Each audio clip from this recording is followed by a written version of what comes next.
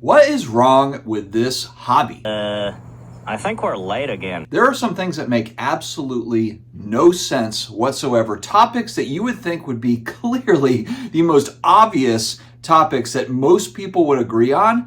Apparently times have changed, or maybe they never did change, and I'm just learning more about it as time goes on. Sports Card Radio also tackled this subject last night on their live stream. We're going to dive into that, and we'll show exactly what I'm talking about. Before we dive in, huge shout out to our Friday shout outs. First, Drip Marketplace. If you're looking to upgrade your sports card collection or rip some of the hottest NFL, NBA, or MLB products, with my code down below in the video description and in the pinned comments, you can get up to $250 in credit to use immediately on their app with no minimum purchase. So make sure to check out that link down below for Drip Marketplace. Wooten Sports Cards on Whatnot, 10,000 followers, 5.0 reviews. The guy's on fire. Pretty much sells out every week, so make sure you tune in early and often to Wooten Sports Cards on Whatnot. JustCollect.com. Leighton Sheldon has been buying vintage collections going back decades.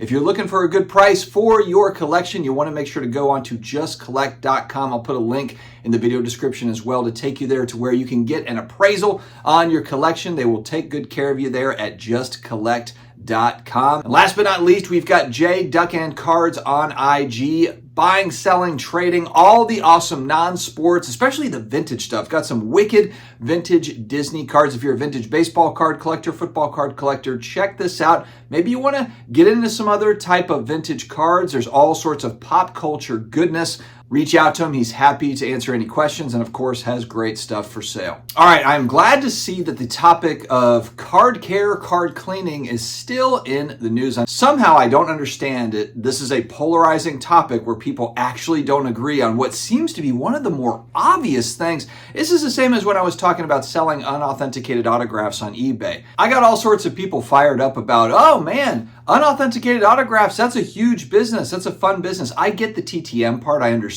it. But I don't understand why you just don't authenticate and then sell. Selling unauthenticated autographs, I mean, again, going back again to the 80s, we'll say it again, for the people that might be new or just forgot or just turning a blind eye to it. There has been all sorts of counterfeit, fraudulent type stuff with forgeries in the autograph world. The autograph world in sports memorabilia is one of the more complex. There are amazing scammers out there that are handwriting experts. Mickey Mantle, I saw some stat with Mickey Mantle autographs. There's a lot of fake Mickey Mantle autographs out there. So just be very, extremely careful. Card cleaning. Again, I'm going to play the clip from last night. We got about 1 minute or so. For any young people out there, there will be some cussing. I'll try to bleep over it with some sound effects, but I don't know if I'll be able to effectively do that because I'm not good at technology. But let's hear what Sports Card Radio has to say here on their live stream. Wait a minute. So we saw old Curdy kind of cleaning up cheaper cards. This is a 1951 Bowman Mickey Mantle rookie that is submerged in the juice over here, guys. Like, what the fuck? Do you want that card? Oh my. To me, what? How can a grading company get this card what the and fuck? have it not appear to be too good to be true? What? It's like a coin from the 1950s. The coin from the 1950s comes through the PCGS offices, which is the exact same office building that PSA is headquartered in, same company. How could you not say, boy, that coin looks too good to be true? How does that not fuck up the card? I don't know. Again, I don't know. It's paper, But it's fucking paper, and you're putting liquid on it. That does that. I'm at a loss. The hobby's passed me by if we're allowing that. We're like totally like I'm done. Like we could just close the camera, retire, just call it a day. If we, I'll just bid on Michael Olakani cards. If that's the hobby, guys, I just want to build on Michael Olakani cards and call it a day, and buy Rolex watches that I know are real. Sorry, but that's what I want to do because I don't trust anything in this hobby.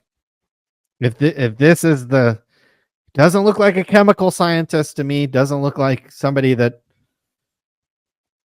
I mean, he's doing this to modern. He's doing this to vintage. Again, if it was disclosed, I'd have no problem with it.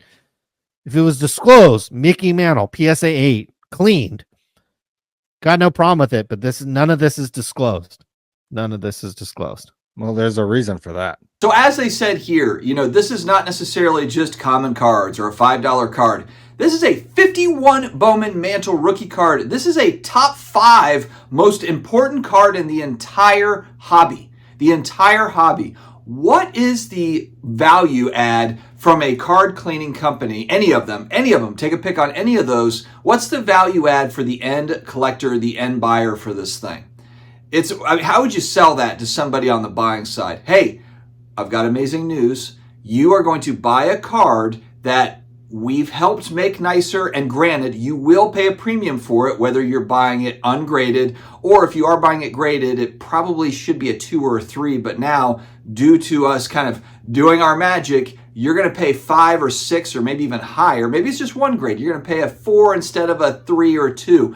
Well, for a 51 Bowman rookie card, that's a big chunk of money. That's a lot of money. One grade moving up on a Mantle rookie card is thousands of dollars, maybe tens of thousands of dollars, depending on which grade it's getting moved up from. And this is, I see a lot of, you know what? It's a little bit of a spray. It's a water. It's a little bit of something. Dude, this thing is getting the fully deluxe, like premium car wash, soaked in. It's getting massaged by the brush. I mean, I guess I just don't understand. I don't understand. And again, I said this in the 3 videos I made going back a few weeks when this topic came back up. It's like, I feel like I'm crazy here. Like, I did a poll on my channel or on Twitter or something, and out of like 100 votes, it was like 60% okay with a card cleaning service, 40% not okay with it. And again, like a lot of people have come out and said, it's kind of the obvious thing of like, hey, we don't know what's going to happen 5 years, 10 years, 20 years down the road with these cards. We don't know what they're going to look like. If there was a stain cleaned off, stains come back. Orlando Collector's Dream has shown that. Now I've seen it all over Twitter now. There's been different examples of this happening, and maybe they didn't clean the card. Well, maybe it was just bad cleaning or whatever. But on that note, okay, maybe it's just bad cleaning. Maybe the current card cleaning care companies are the best. They're amazing. They're amazing. Everything's going to go perfectly well. 20 years down the road, it's all good. But here's what's going to happen as these companies are more and more successful. Guess what?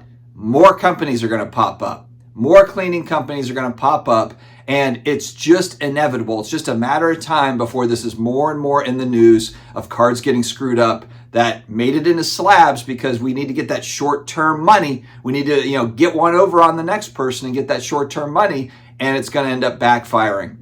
Everyone's wondering, like, why did PSA come out and make this statement? PSA has a money-back guarantee on their slabs. If they slab something up and then it ends up being wrong, they've got a money-back guarantee for that. So why would they say yes to card cleaning when there's a huge risk of there being some sort of an issue? I would not be surprised in a new term. It might already be in there in the small print when we go grade cards, don't even realize it.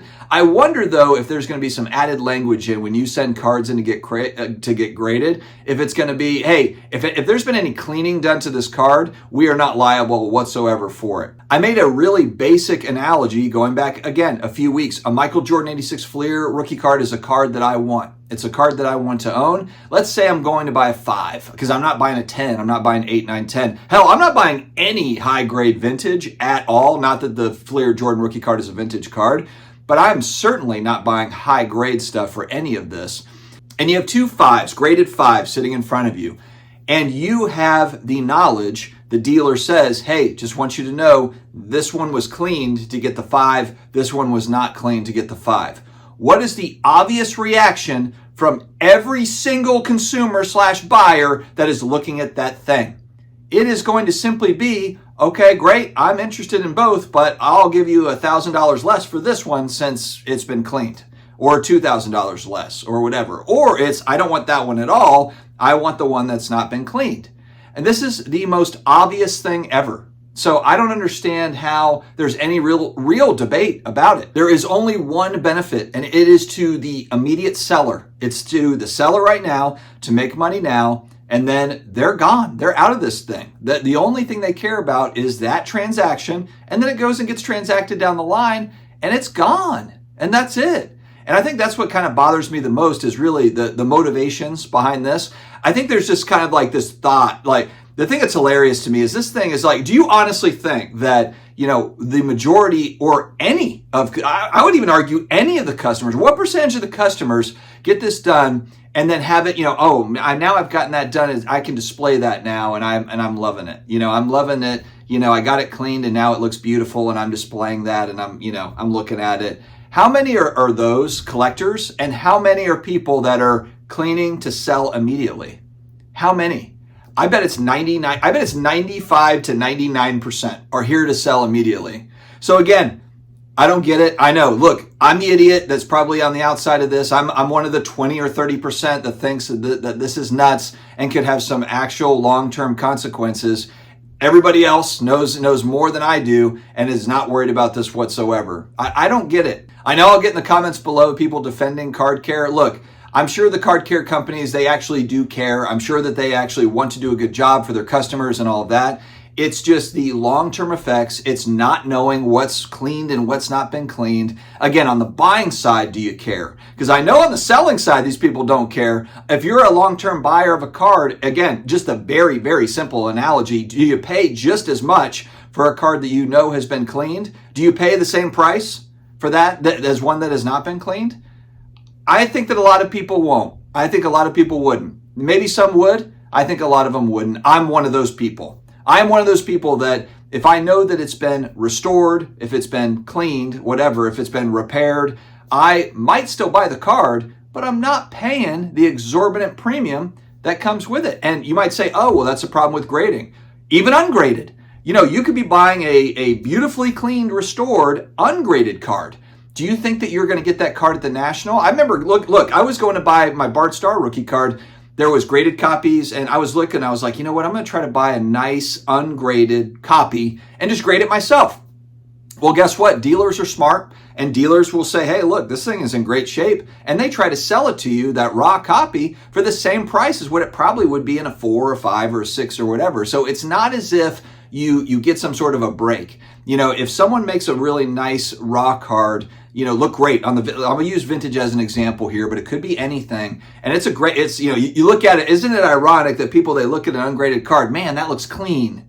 No pun intended, right? Isn't that hilarious? Oh, that looks so clean. Let's send it in and get it graded. Well, the thing might have been cleaned. It might have gone through the car wash. It might have gone through the soaking.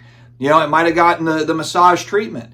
And I think just the not knowing part, it sucks, man. It really, really sucks. So I know I'll be on the losing end of this argument. I'll get people telling me that I'm stupid and I need to get with the times. And this is progress. We're progressing this hobby. I know I'll get all of that. But I'm allowed to have my opinion just like you're allowed to have yours. All right, friends, stay healthy, stay awesome, and I will talk to you again later.